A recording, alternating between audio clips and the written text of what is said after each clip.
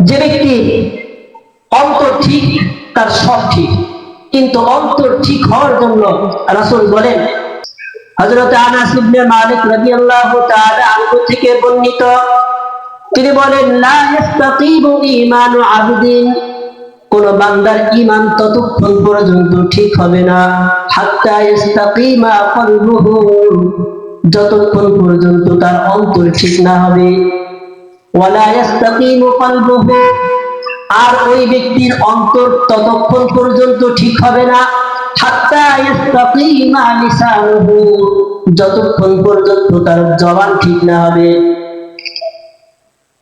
তাহলে রাসূল বললেন, তোমার অন্তর ঠিক তো সব ঠিক, কিন্তু অন্তর ঠিক করতে হলে আগে তোমার জবানকে হেফাজত করতে হবে। তোমার জবানকে হেফাজত করতে হবে আগে। তুমি যদি তোমার জবানকে হেফাজত করতে পারো, তাহলে তুমি সমস্ত গুনাহের কাজ থেকে বিরত থাকতে পারবা।